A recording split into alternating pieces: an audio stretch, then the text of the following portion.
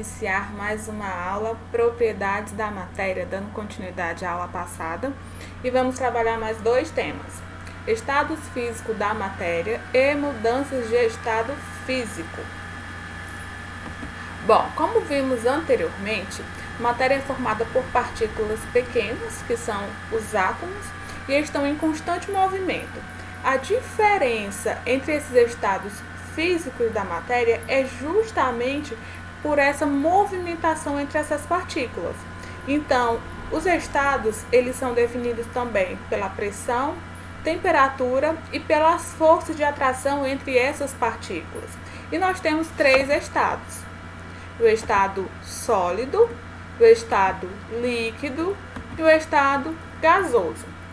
Para que vocês consigam entender melhor como estão organizadas essas partículas, nós vamos trabalhar aí com essas figurinhas, essas esferas, para que vocês tenham noção como que as partículas se organizam dentro de cada estado.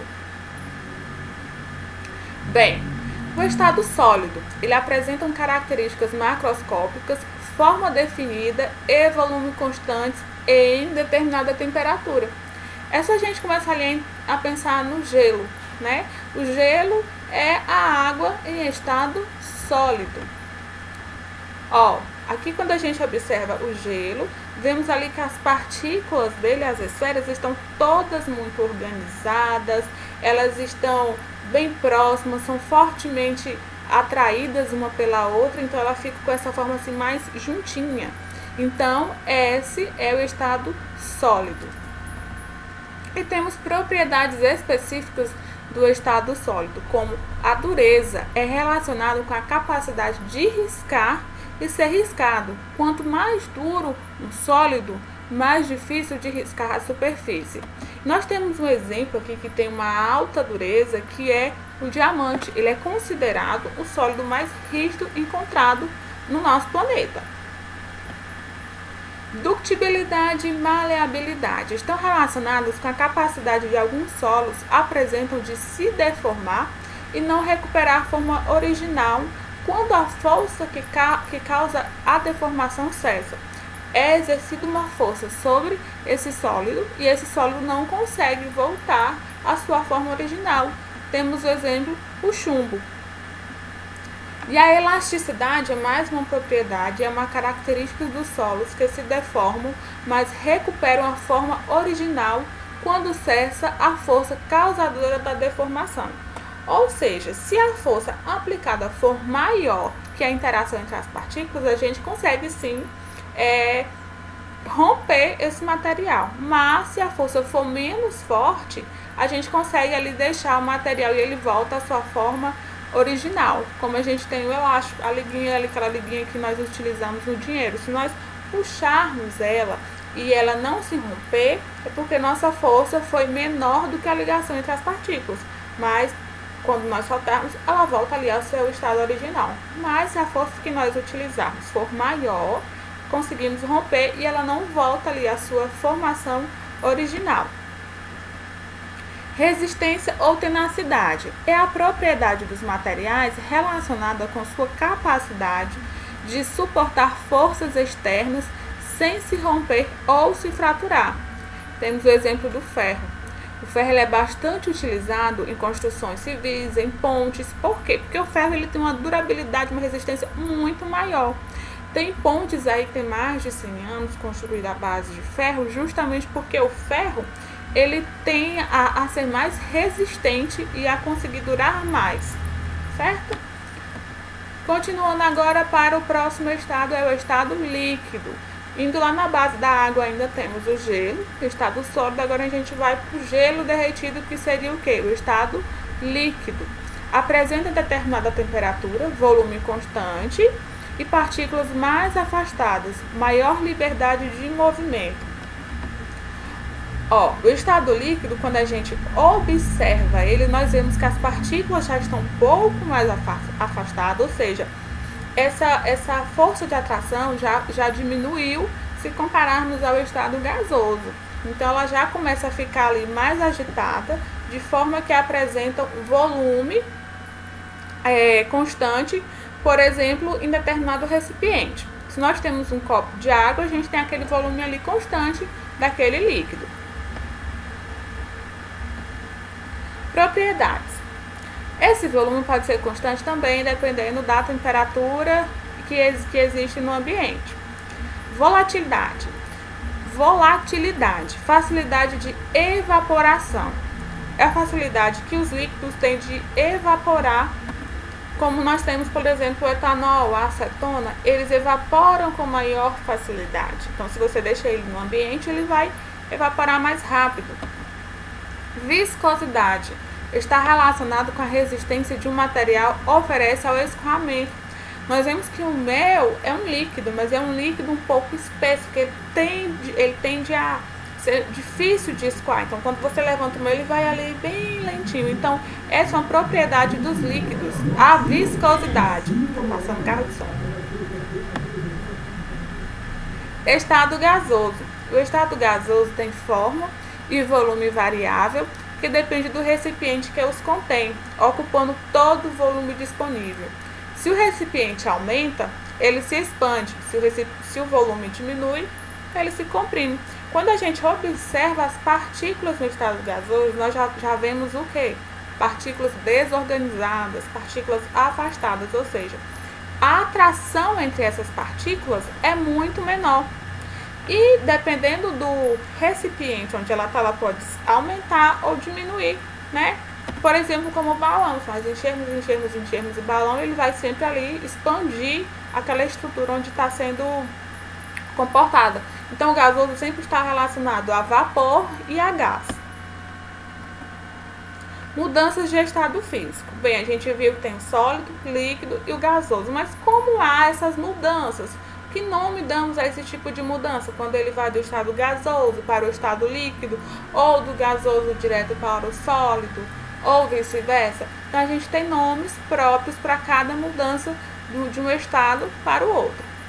A variação de temperatura pode provocar mudanças no estado físico da matéria. Por exemplo, a temperatura que eu já citei indica o grau de agitação das partículas. Quanto maior a agitação, maior a temperatura. Por exemplo, se nós aquecermos a água, as partículas vão ficar mais agitadas e elas vão passar para o estado gasoso, porque você vai conseguir ali fazer uma evaporação mais rápido daquele líquido.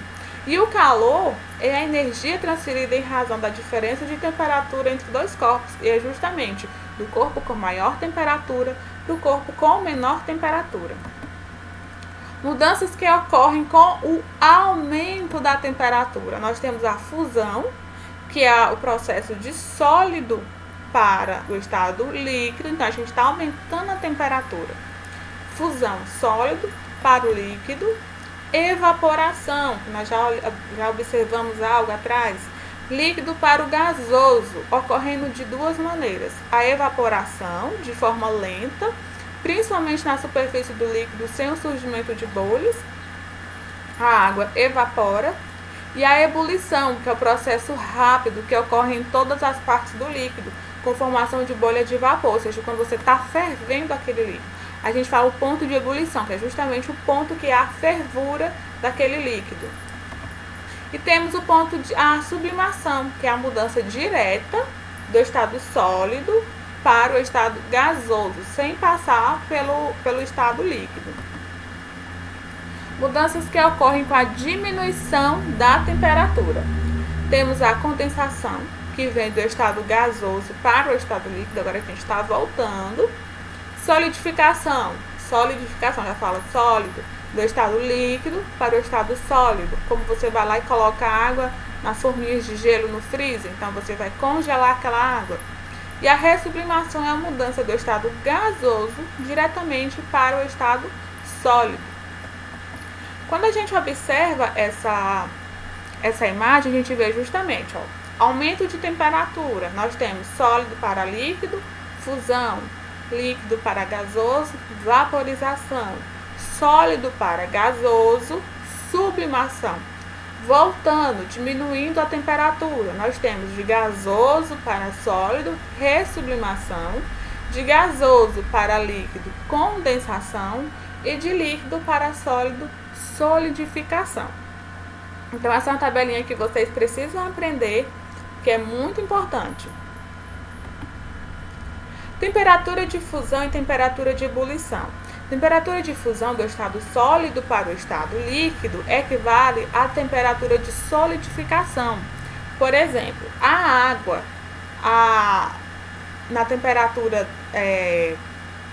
para ser congelada, para ser solidificada ao nível do mar em 0 graus Celsius é de 100 graus, ou de 0 graus, perdão.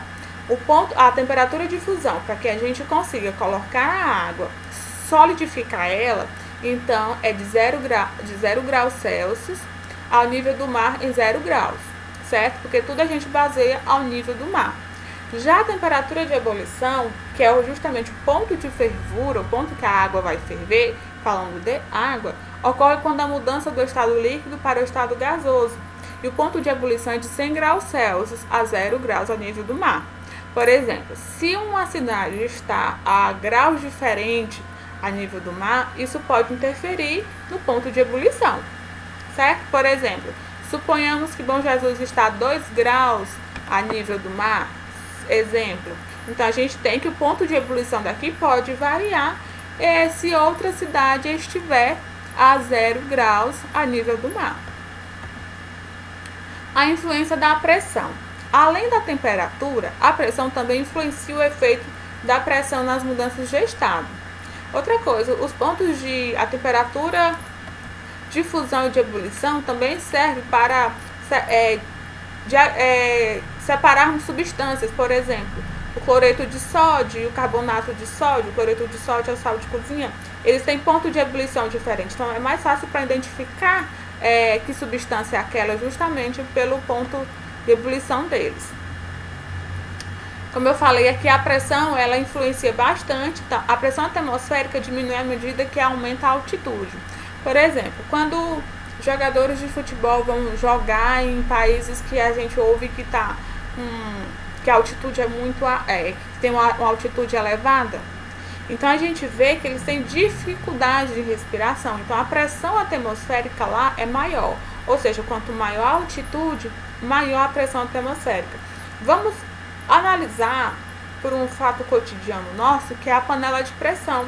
Ali a gente vê uma pressão muito grande exercida dentro daquele recipiente. A gente tem ali o fogo aquecendo a panela, os alimentos, a água e o vapor. O alimento cozinha mais rápido na panela de pressão porque ele atinge a temperatura mais rápida. E a gente tem aquela válvula que é justamente para fazer o equilíbrio entre vapor externo e vapor interno. E aí consiga cozinhar o alimento mais rápido também e que não haja explosão da panela. Porque se essa válvula, esse pino ali estiver fechado, pode haver explosão. Por quê? Por causa da pressão interna ser muito grande. Certo? Essa é a nossa aula. Até a próxima. Tchau, tchau.